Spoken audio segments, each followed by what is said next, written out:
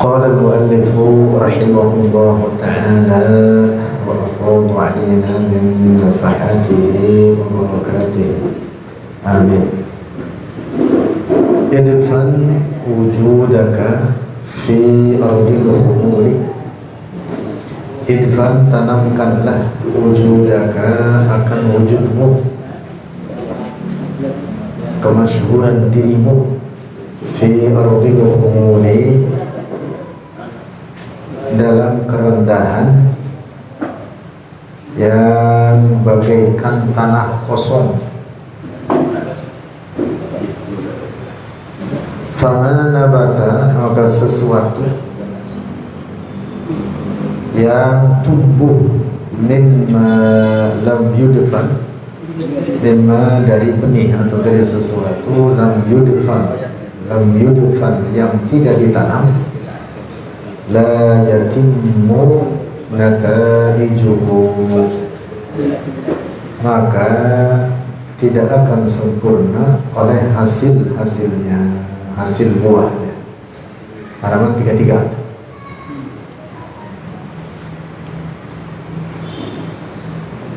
Kita kalau nanam biji-bijian yang cakep itu disebar di atas tanah atau kira-kira dipendem. Iya, harusnya dipendem. Iya, pendem dikit. Pendem, masuk, tutupin oleh tanah. Nah, itu jadi perumpamaan bagi kita. Jadi hendaklah kita membuang diri kita dalam ardil khumul. Jangan pengen nyohor. Jangan pengen apa ya? Jangan pengen nyohor, pengen ketahuan sama orang, dikenal luas, populer, bukan viral. Nah, zaman sekarang sudah viral. Ustadz viral. Itu kenapa viral?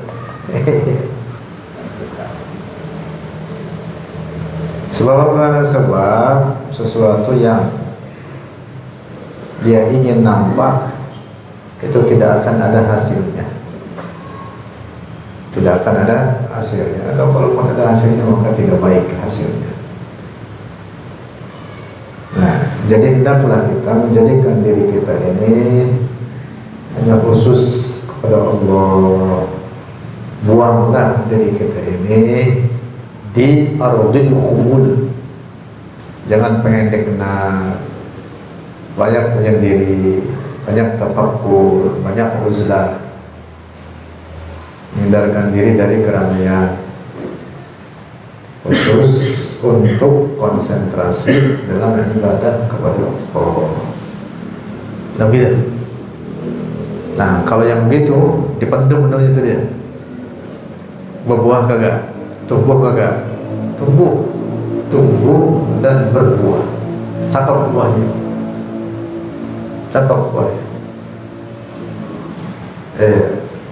Itu biji, apalagi biji-bijian itu dipupuk, pupuk kandang kan?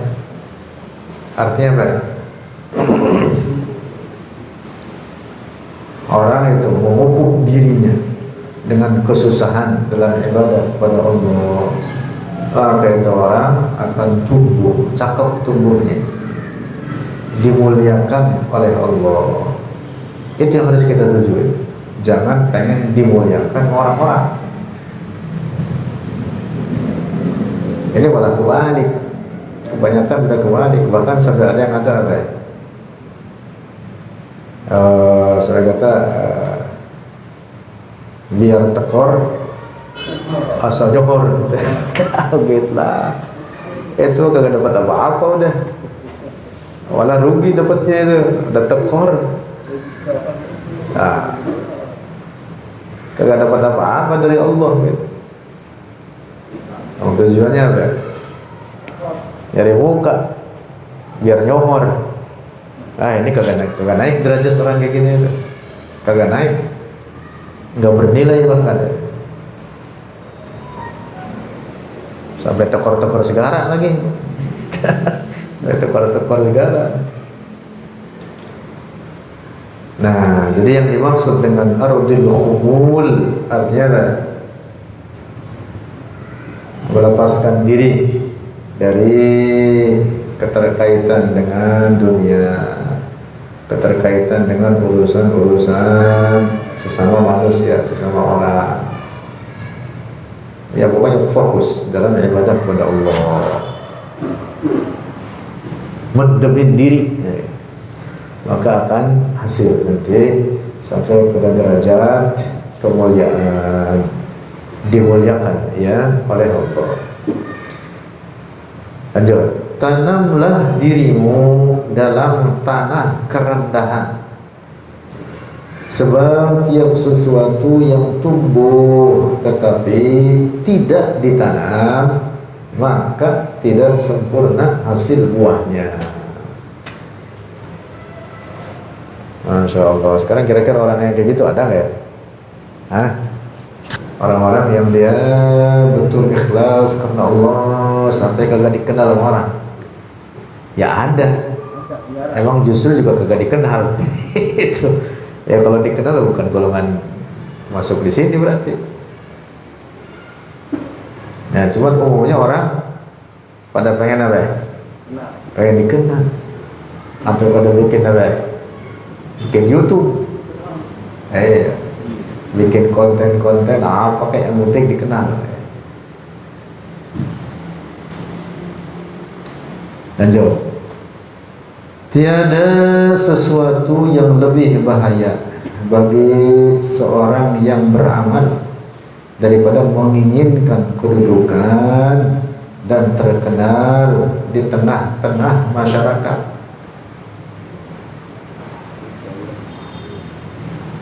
Pergaulan masyarakat, pergaulan, dan ini termasuk keinginan hawa nafsu yang utama.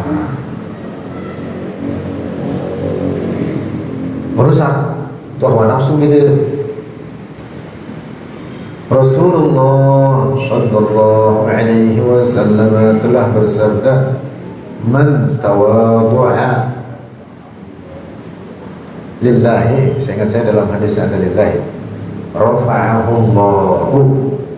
Man tawadhu'a, siapa orang tawadhu', merendahkan diri bagi Allah, rafa'ahu Allah, maka akan mengangkat akan dia pada derajatnya oleh Allah. Wa man takabbara, dan siapa orang yang sombong, besar diri, menganggap rendah terhadap orang lain, wa du'ahu Allahu, maka akan menghinakan akan dia oleh Allah. Nah, jadi jangan pengen nyohor itu. Pada pengen nyohor ini orang sekarang pada pengen nyohor semuanya. Rata-rata gitu kebanyakan. Pengen terkenal.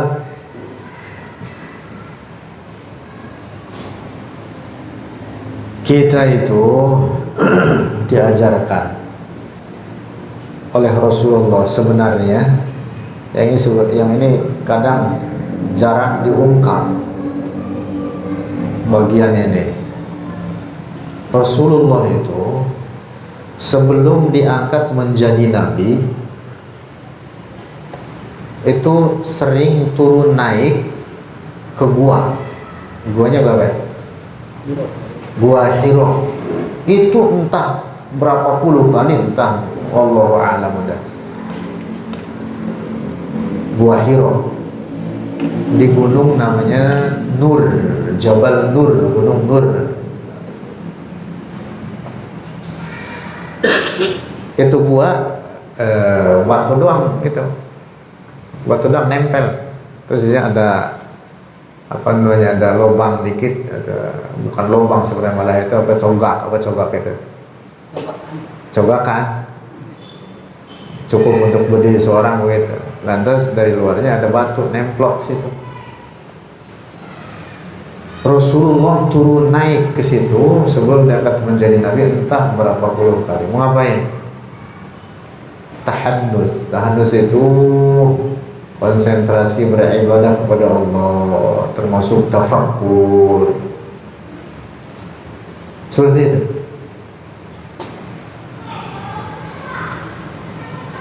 Nah demikian pula seterusnya setelah diangkat menjadi nabi, dan bahkan Rasulullah pun seringkali didatangi Jibril, yaitu di Gua Hira itu. Nah kira-kira kita disuruh bertapa apa enggak? Dengan peristiwa kayak gitu tuh Rasulullah nyontohin, kan semua apa yang pada diri Rasulullah uswatun hasanah, menjadi apa ya? Ikutan. Nah itu yang contohkan oleh Rasulullah gitu. Bahasa kitanya betapa. Bertapa. Pernah nggak bertapa? Masuk gua. Hah? Atau kalau tidak bisa seperti itu, ini namanya termasuk bagian daripada apa yang disebut dengan ardul khumul. Kalau tidak sampai bisa seperti itu, Rasulullah juga memberikan pilihan lain, semacam pilihan lain, yaitu apa?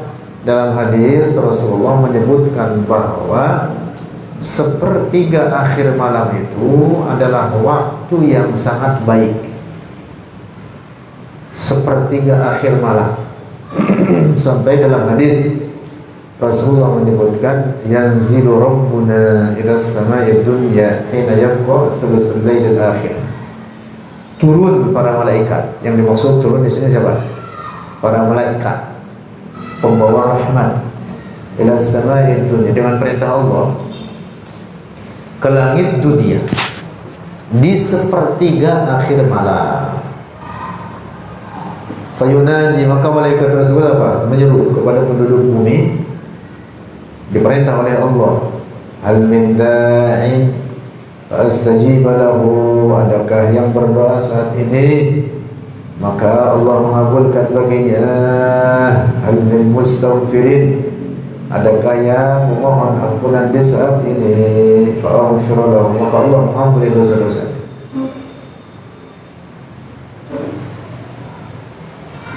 Malam itu dimulai dari maghrib. Ini udah malam namanya nih. Dari terbenam matahari sampai datang waktu subuh, itu semuanya malam. Kira-kira berapa jam? 12, 10-an kurang lebih. Taruh misalkan maghrib jam 6, lalu subuh jam 4, kan berarti berapa ya? 10 jam. 10 jam. Itu 10 dibagi 3. Berapa ya? Berapa jaman? Kurang lebih 3 jam 20. Iya, 3 jam 20 menit. Kalau subuh itu jam 4, tarik ke atas 3 jam 20 menit. Dan mulai jam berapa kira-kira? Kurang lebih dari jam, kalau jam 4 misalkan jam subuhnya 4, 3, 2, 1, setengah 1. Atau apa namanya, lewat, setengah 1 lewat. Berarti jam 2 lewat 40. Setengah 1. Kalau subuhnya jam 4.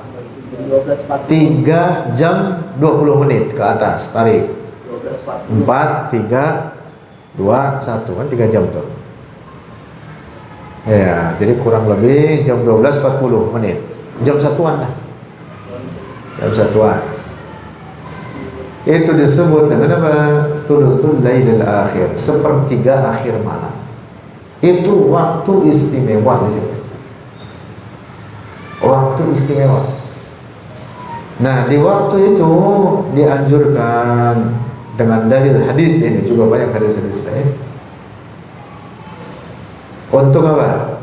Kita konsentrasi, fokus ibadah kepada Allah dalam kesendirian kita. Salat malam, tahajud, zikir, baca Quran. Karena itu banyak perkara ibadah sunnah seperti tahajud ini termasuk dianjurkannya dikerjakan di mana? Di rumah. Supaya apa? Kagak nyohor. Wow. Kalau tukang sholat, lantas sholatnya di masjid terus, waduh, jadi nyohor nggak tuh dia? Nyohor. Artinya apa? Artinya ini pilihan lain. Walaupun umpama tidak seperti Rasulullah sampai ke gua ibadah menyendiri di situ, begitu. Kerjain aja nih yang ini. Itu juga bagian daripada apa? Menyendiri, pada bagian daripada bertapa juga itu. Masuk kamarnya sendiri. Ya kalau ada bini di situ, waduh, ditumpuk Bang Sukri. Sholat di sampingnya, sampai kipas angin, kebuka-buka itu bajunya, kagak jadi sholat. Gitu Bang Sukri. Itu malam-malam sepertiga akhir malam itu juga sama, bagian daripada apa? Iya, bertapa. Itu dia bagian daripada apa? Ardil khumul. Lantas dalam pergaulan kagak pengen nyohor, cakep itu nih. Merendahkan diri terhadap orang-orang. Rasulullah itu nyontohin Rasulullah. Dalam hadis sampai disebutkan apa? Tangannya Rasulullah itu kalau ditarik oleh anak kecil hendak diperlihatkan oleh anak tersebut kepada Rasulullah sesuatu, lantas tarik tangannya, Rasulullah ngikutin. Rasulullah ngikutin aja. Masya Allah, itu Rasulullah, seorang Rasul, seorang Nabi Allah yang bahkan afdhalu khalqillah, makhluk Allah paling mulia, lebih dari segala apapun.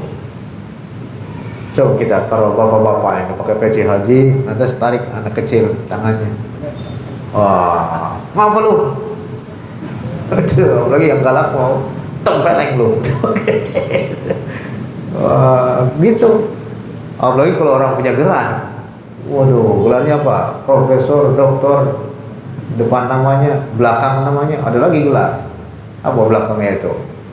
SH, MA, MM, apalagi MN certificate. MN depan namanya gelar, belakang namanya gelar. Ditarik tangannya mana kecil, kira-kira ngambek kagak dia? Ngambek. Rasulullah kata, Rasulullah datang kepada orang-orang fakir, miskin, duduk bersama mereka. Itulah mengapa Rasul dalam hadis ini mengatakan man tawaddu'a lillahi rafa'ahu Allah wa man takabbara wada'ahu Allah. Nah, jadi praktek menjerumuskan diri kita dalam ardul khumul itu gitu. Ya. Menyeburin diri dalam ardul khumul begitu. Tawadhu, tidak takabur kepada orang, terus apa ya? Kagak pengen nyari muka gitu. Kagak nyari popularitas, kagak pengen viral. Sekarang pada pengen viral semua. Ya dapat viralnya mah, cuman bagi Allah lah, dia kagak naik-naik gitu orang. Kagak naik-naik derajatnya. Dapat viralnya, derajatnya kagak naik. Lanjut. Ibrahim bin Adham radhiyallahu anhu berkata, "Ma shadaqallaha man ahabba syuhrata." Tiada benar, tiada jujur maksudnya terhadap Allah man ahabba, oleh orang ahabba yang senang asyuhrata akan popularitas, pengen terkenal. Ini orang berarti kagak jujur nih. Paham itu? Masya Allah. Karena itu, ini penting ini, nanti akan dibahas di bawah sebenarnya ada itu. hadis Rasulullah, para wali Allah itu banyak di antara mereka tidak terkenal di bumi, tapi mereka terkenal di langit. Maksudnya terkenal di langit di kalangan para malaikat. Sama orang-orang biasa, sama orang bergaul mungkin dianggap orang rendah, atau bahkan beberapa di antaranya dari mereka itu yang dianggap gila. Ada yang seperti itu, padahal derajatnya wali Allah. Ya tentu bukan semua orang gila terus disebut wali Allah. Nah, itu kebelingan juga. Salah. Tapi maksudnya apa? Kita kagak tahu. Nah, jadi perbaiki hati kita, jujur kepada Allah dalam setiap amal ibadah, kebaikan yang kita kerjakan, murni bertujuan karena Allah. Jangan pengennya dipuji orang, jangan pengen nyongor.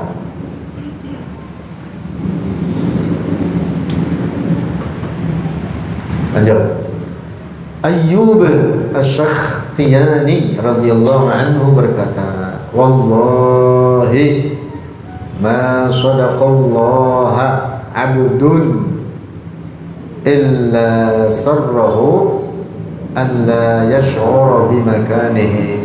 Demi Allah, tiada seorang hamba yang sungguh-sungguh ikhlas pada Allah melainkan ia merasa senang, gembira jika ia tidak mengetahui kedudukan dirinya. Jadi dirinya aja kagak tahu dia kedudukannya di mana, apalagi untuk diketahui oleh orang lain. Kagak pengen dia.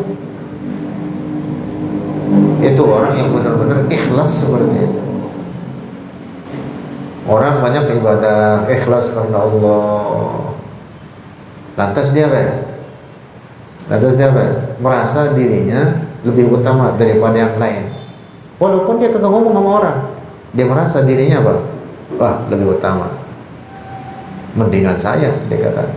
Walaupun kagak ngomong, dia sendiri ngomong dalam hatinya. Ini orang udah ujub namanya. Ini orang apa ya? Ujub. Kayak gini itu, ada orang sudah dianggap tidak jujur kepada Allah.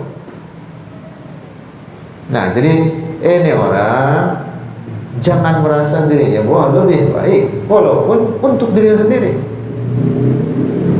Apalagi kalau diketahui oleh orang lain.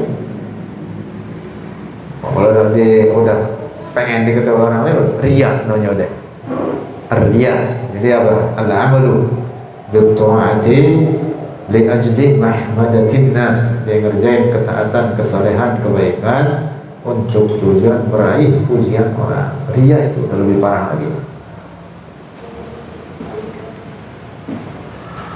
Masya Allah. Tuh gitu. Ini praktek untuk masuk dalam ardul khumul, namanya itu tadi, ardul khumul, supaya kita mendemin diri, supaya tubuhnya cakep. Lanjut.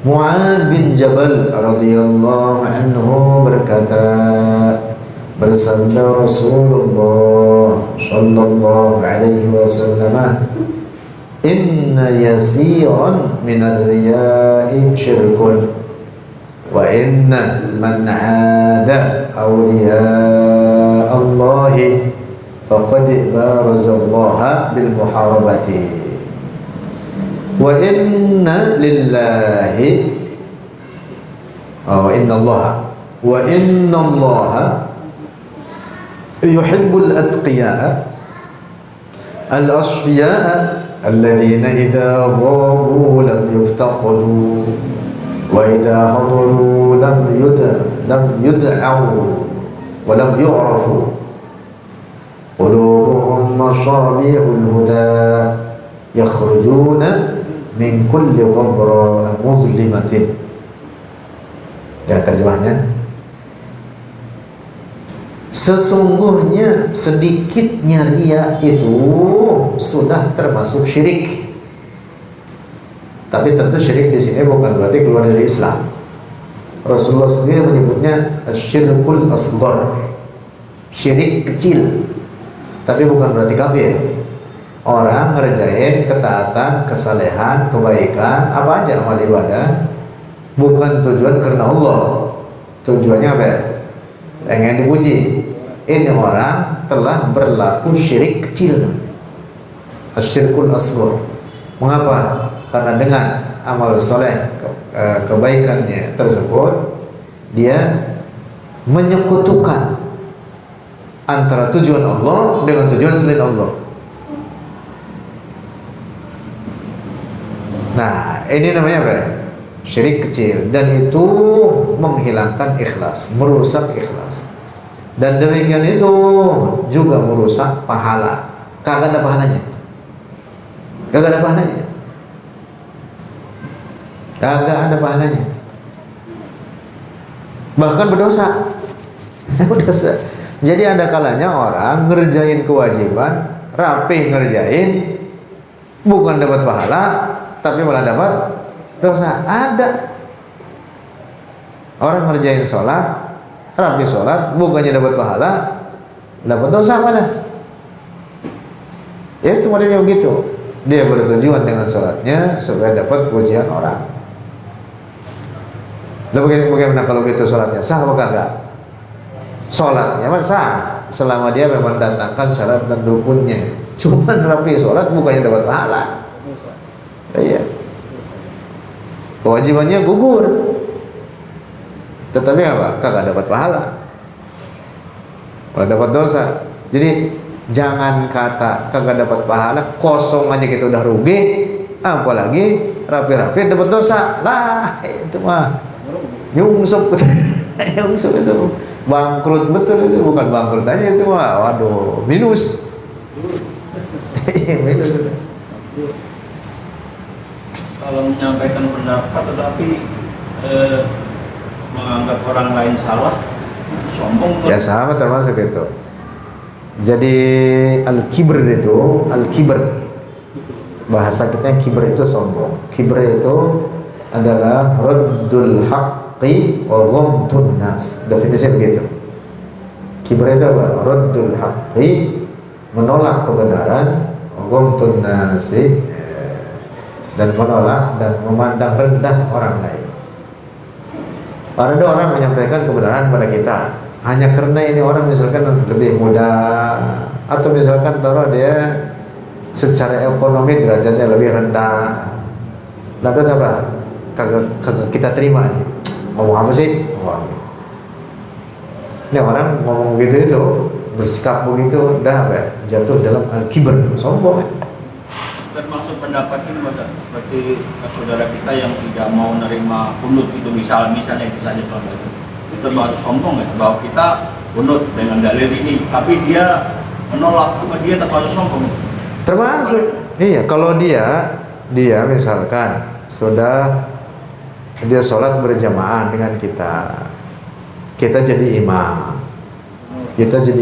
kemudian kita kunut, kita tahu dalilnya, juga kita sampaikan kepada dia kagak mau terima, sampai itu sombong itu. Sombong, di belakang diri aja kagak mau kunut. Imamnya kunut, timbang bilang amin dong, oh enggak. Emang orang berdoa ada yang jelek isinya?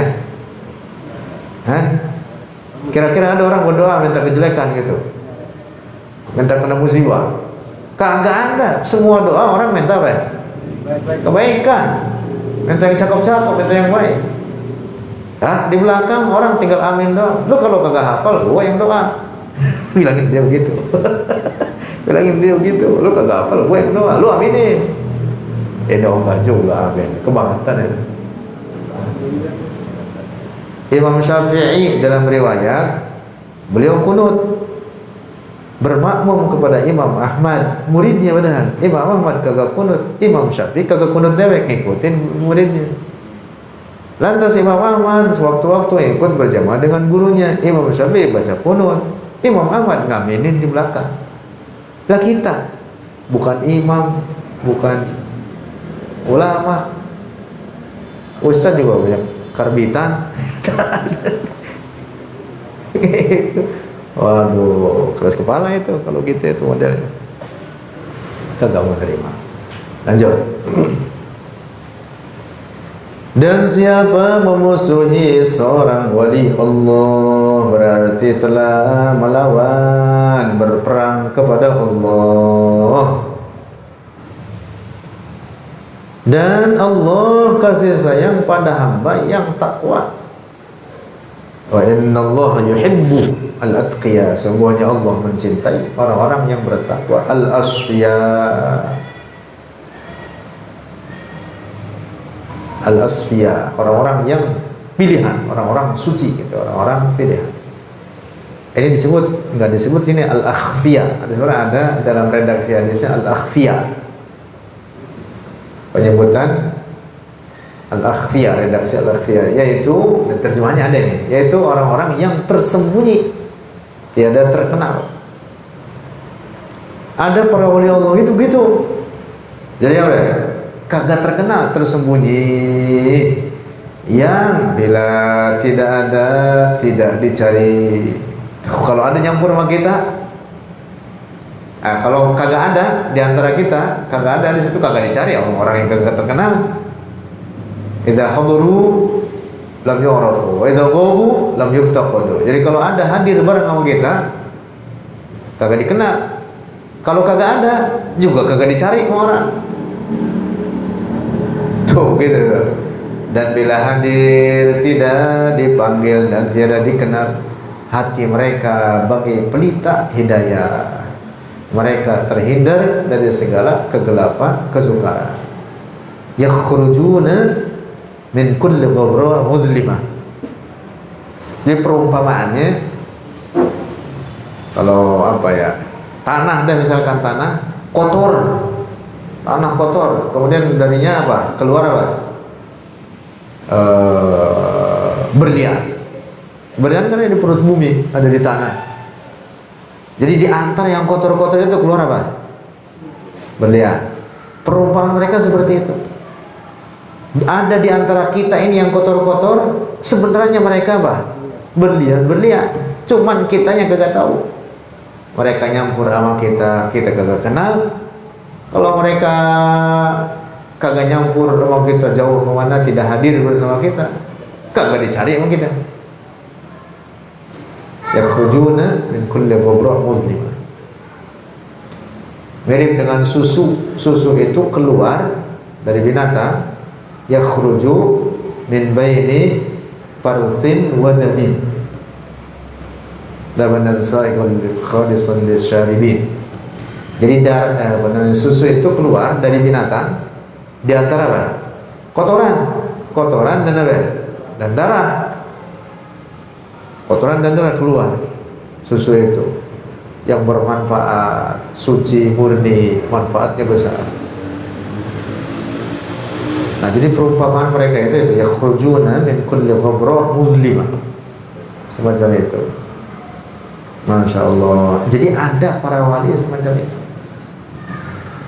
Dulu misalkan dikisahkan salah satunya dan sangat populer di kemudian hari dan bahkan sebelum terkenalnya sendiri. Ini orang sebelum dikenal sudah terkenal, tapi orang kagak ada yang tahu kalau dia itu derajatnya sangat tinggi. Terkenalnya apa? Gara-garanya Rasulullah mengatakan dalam hadisnya. Padahal apa? Enggak ada yang kenal. Enggak ada yang kenal. Kata Rasulullah dalam hadisnya, inna khiyarat tabi'ina rajulun yuqalu lahu Uwais. Sesungguhnya orang terbaik dari kalangan tabi'in itu adalah orang yang bernama Uwais. Kana min Quran, dia itu dari kabilah Quran, sehingga disebut dengan Uwais al-Qurani. Kana min Murad, dari kabilah Murad. Panjang ini hadisnya. Sampai Rasulullah mengatakan, siapa di antara kalian bertemu sama dia, maka mohonkan kepada dia supaya dia berdoa bagi kalian, memohonkan ampunan kepada Allah bagi kalian. Para sahabat kagak ada yang ketemu. Para sahabat kagak ada yang ketemu. Dan memang dia dari kalangan tabi'in, dari kalangan tabi'in. Jadi dengan Rasulullah pun nggak ketemu Uwais ini.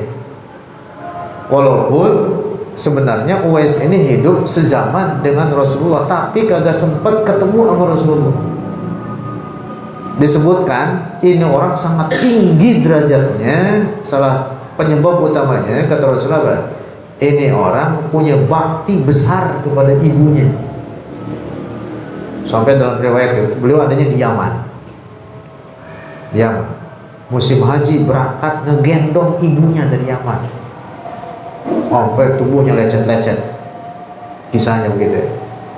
Uwais ini. Derajatnya ditinggikan oleh Allah sampai disabdakan oleh Rasul. Jadi zaman Rasul nggak pernah ketemu dengan Rasulullah. Para sahabat juga nggak ketemu. Yang ketemu dengan beliau adalah Umar bin Khattab. Yang ketemu siapa? Umar bin Khattab. Begitu ketemu, itu juga kagak ketahuan. Walaupun akhirnya ketahuan juga oleh Umar. Akhirnya Umar minta didoakan kepada dia. Padahal Umar jauh lebih tinggi derajatnya dibanding Uwais. Tapi apa? Ini pelajaran bahwa setiap orang itu memiliki keutamaan masing-masing. Umar jelas lebih tinggi derajatnya dibanding Uwais. Kerjaannya apa? Kerjaannya dia bahkan jadi semacam pembantu gitu. Semacam pembantu. Kerja sama tuannya, ngangon kambing.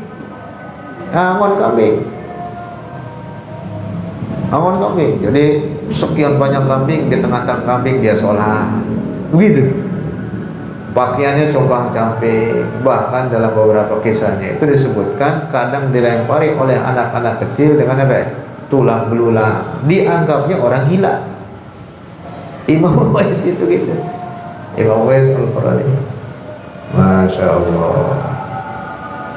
Tapi begitu terkenal di langit. Nah, para malaikat semuanya mengenal Imam Uwais. Wali Allah, wali besar beliau. Jadi keadaannya seperti itu. Nah, ini yang dimaksud dengan hadis Rasulullah, idza hadaru lam yu'rafu wa idza ghabu lam yuftaqadu. Nah, lantas Rasulullah mengatakan di sana, qulubuhum masabihul huda. Hati mereka itu seperti apa? Lentera-lentera. Nih, para ulama kita mengatakan, kita ini di dunia, orang-orang yang banyak dosa ini, sesungguhnya dikasih rizki, dikasih karunia, dikasih hujan oleh Allah adalah dengan sebab doa orang-orang semacam mereka itu. Itu orang-orang al-akhfiyah, al-asfiyah. Kalau bukan karena ada mereka, udah hancur dunia ini. Hancur dunia ini, mau penuh maksiat. Cuman karena ada mereka di antara kita, mereka memohonkan ampun kepada Allah bagi kita, mereka mendoakan kita supaya kita beri rezeki, berlimpah karunia dari Allah. Berkat mereka ngedoain. Cuman kita yang tidak tahu gitu. Kitanya tidak tahu. Masya Allah. Dan mereka itu di setiap zaman ada. Setiap zaman ada. Jadi kalau para wali Allah itu yang sekian itu, salah satu dari mereka meninggal, nanti ada penerusnya diganti, diangkat jadi wali Allah. Di bagian utara ada, bagian selatan ada, bagian barat ada, bagian timur ada.